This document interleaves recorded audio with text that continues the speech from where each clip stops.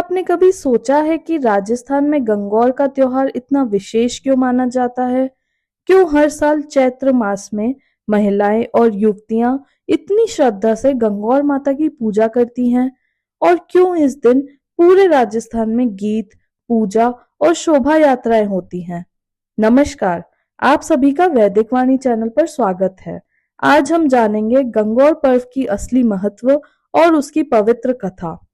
कथा सुनने से पहले आप चैनल को लाइक करें, सब्सक्राइब करें, बेल आइकॉन दबाएं और अधिक से अधिक लोगों तक शेयर करें ताकि सब इस पावन कथा का आनंद ले सके और असली महत्व जान सकें।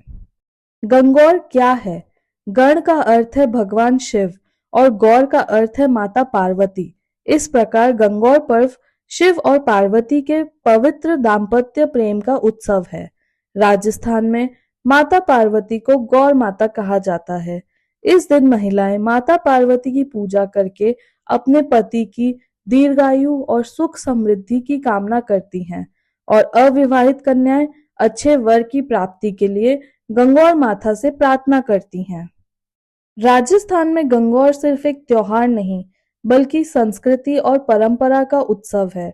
इस दौरान महिलाएं माता गंगौर की प्रतिमा बनाकर उन्हें 16 श्रृंगार से सजाती हैं।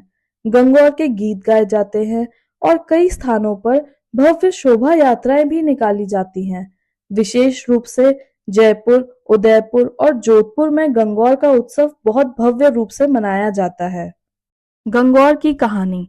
एक बार पार्वती जी अपने पिया जाने लगी। वहां पर उनकी भाभी के गंगौर का उजमना था। तो शिवजी बोले कि मैं भी आपके साथ चलूं। तब पार्वती जी बोली, मैं तो आपको साथ नहीं ले चलूंगी, मुझे तो शर्म आती है। तब शिवजी बोले कि शर्म आए तो घूंघट निकाल लेना। पार्वती जी बोली, मुझे तो गर्मी लगती है। इतना कहकर पतली सी ओढ़नी ओढ़कर दोनों पियर जाने के लिए निकले। जाते जाते रास्ते में एक गाय उठक बैठक करती थी। जब पार्वती जी बोली कि यह गाय क्यों कष्टी है, शिवजी ने कहा, इस गाय के बच्चा होने वाला है, इसीलिए यह इतनी कष्टी है।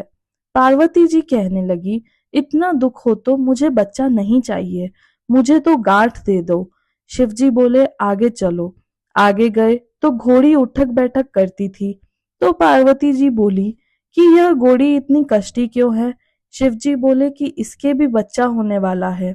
इतना सुनकर पार्वती जी बोली कि मुझे तो गांठ बांध दो, मुझे बच्चा नहीं चाहिए।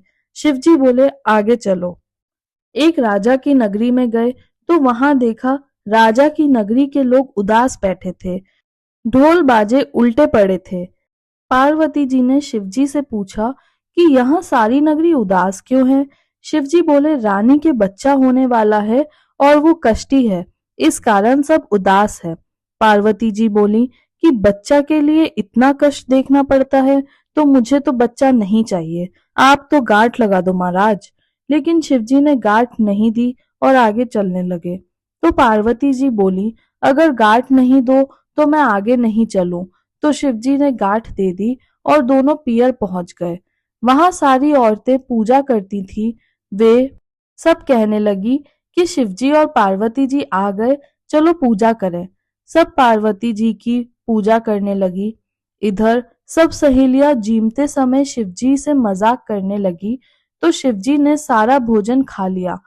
बाकी बचा जो नंदी के लिए ले लिया और पीपल के नीचे जाके बैठ गए। पार्वती जी माँ से बोली, माँ मुझे तो भूख लगी है। तो माँ बोली कि बेटी सारा भोजन तो शिवजी ने खा लिया। तो पार्वती जी ने सूखे बथुआ की रोटी खा ली और एक लोटा पानी पीकर अपने पियर से विदा होकर जहाँ शिवजी बड़ या पीपल के नीचे बैठे थे वहां गई। तब शिवजी ने पूछा, पार्वती जी क्या खाया? तो पार्वती जी बोली, जो आपने खाया मैंने भी वही खाया। शिवजी बोले, नहीं पार्वती जी, सच बोलो। तो पार्वती जी कहने लगी, महाराज जो आपने खाया वही मैंने खाया। पार्वती जी को नींद आ गई। तब शिवजी ने पार्वती जी के पेट की ढक्कनी खोली, देखी तो सूखी बथुए की रोटी और पानी पेट में भरा है। पार्वती जी की नींद खुली। तब शिवजी बोले, रानी क्या खाया? रानी वापस बोली, जो आपने खाया वही मैंने खाया। तो शिवजी बोले, पार्वती जी, मैंने आपके पेट की ढकनी खोलकर देखा तो उसमें बथुए की रोटी और पानी दिखा।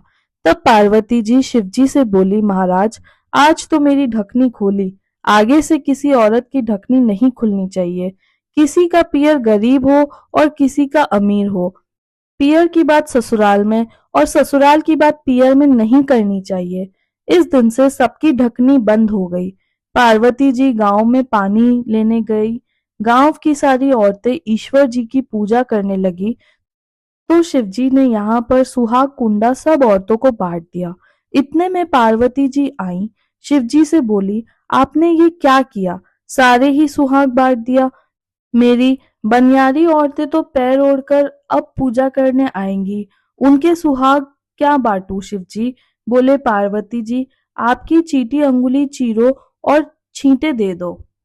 सब बायना की औरतें पहन ओढ़कर गहने पहनकर आईं और पूजा की। तब पार्वती जी ने अपनी चीटी में चीरा देकर सुहाग छाट कर दे दिया। किसी के एड़ी में लगा, किसी के चोटी में लगा, किसी के चुंडे में लगा, किसी की चुन्नड़ में लगा। ऐसे सबको सुहाग मिला। उनका सुहाग बढ़ता ही गया। आगे शिव पार्वती राजा की नगरी में आए तो सब दूर आनंद हो गए। रानी के कुंवर हुआ। हाथी पर बैठकर शंकर पान पताशा बांटे। राजा रानी हाथी पर सोने के लड्डू लेकर ज्वाला पूजन निकली तो शिवजी को पार्वती जी ने पूछा कि यहाँ आज कैसा उत्सव है? तो शिवजी बोले, रानी के कुंवर हुआ है जिसका आनंद है। तब पार्वती जी बोली कि कुंवर होने पर इतना आनंद होता है तो मुझे भी कुंवर चाहिए, मेरी गांठ खोल दो। शिवजी बोले कि अब गांठ नहीं खुल सकती। आगे चले तो घोड़ी के भी बच्चा हुआ। घोड़ी भी उसको चाटती थी। पार्वती जी शिवजी से बोली कि मेरी गांठ खोल दो, तो मुझे भी बच्चा चाहिए। शिवजी बोले, आगे चलो। आगे गए तो गाय खड़ी थी, उसके पास भी बछड़ा खड़ा था, उसको गाय चाट रही थी। देखकर पार्वती जी बोली, मेरी तो गांठ खोल दो, मुझे भी बच्चा चाहिए। शिवजी बोले, आगे चलो। ऐसा करते करते पार्वती जी का घर आ गया, परंतु गांठ खोली नहीं और शिवजी 12 वर्ष के लिए वन में तपस्या करने चले गए। एक दिन पार्वती जी बहुत उदास बैठी थीं। बैठे बैठे अपने शरीर का मैल निकालने लगी। मैल बहुत सारा इकट्ठा हो गया। तब पार्वती जी ने मैल का पुतला बनाया और अमृत के छींटे दिए। छींटे देते ही कुंवर जिंदा हो गया। एक दिन पार्वती जी नहाने बैठी और कुंवर को दरवाजे के पास बिठाया। बोली कि कोई अंदर आए तो उनको अंदर मत आने देना। ऐसा कहकर पार्वती जी नहाने गईं। इधर शिवजी की तपस्या पूरी हुई और घर आ गए तो कुंवर बोला कि मेरी माँ नहाने गई हैं, अंदर मत जाओ। शिवजी बोले, तेरी माँ कौन है?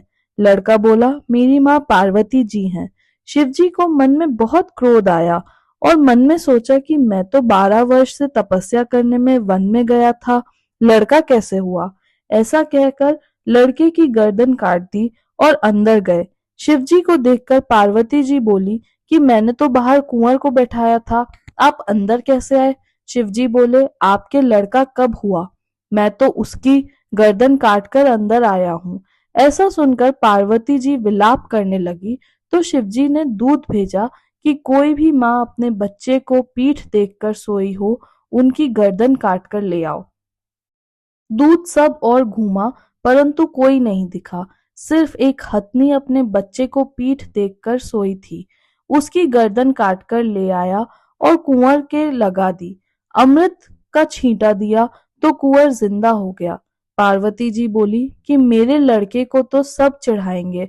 तब शिवजी ने लड़के को वरदान दिया कि सब लोग पहले आपके लड़के की पूजा करेंगे। इतना सुनकर पार्वती जी बहुत खुश हुई। तभी से ब्याह शादी और भी काम होते हैं, उनमें पहले गणेश जी की ही पूजा होती है। अधूरी हो तो पूरा करना, पूरी हो तो मान करना। इलख्या बिलख्या की कहानी। एक गरीब ब्राह्मण की लड़की थी। सब लड़कियां साथ में रहती थी। चैत का महीना आया, गंगौर का दिन आया और सबने एक साथ व्रत करना शुरू किया। सब लड़कियां उस गरीब ब्राह्मण की लड़की को रोज अपने घर ले जाकर खाना खिलाती। अब 4-5 दिन बाद उसके घर पर ऊपर खाना खिलाने की बारी आई। तब सब लड़कियां ने पूछा कि तू क्या खिलाएगी। जब वो घर गई और माँ से बोली कि सब लड़कियों को खाना खिलाना है क्योंकि इतने दिन से सबके यहाँ खाना खाने गई, तब माँ बोली कि बेटी, अपनी तो बहुत गरीब हालत है, हम उनको क्या खिलाएंगे। वो लड़की बोली, नहीं खाना खिलाया तो सब लड़कियां मेरी हंसी उड़ाएंगी। इस प्रकार माँ बेटी रात भर विचार करती करती सो गई। तो रात में सपना आया। ईश्वर गौरादेव सपने में आए और कहा, मानवी सोई है।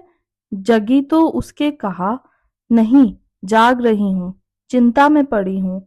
मैंने सवेरे लड़कियों को खाना खाने को कहा है, पर मेरे घर में तो कुछ भी नहीं है, कैसे खाना खिलाऊं। तो ईश्वर गौरदेव बोले कि तू चिंता मत कर, दिन उगने के बाद तेरे घर का कोना देखना।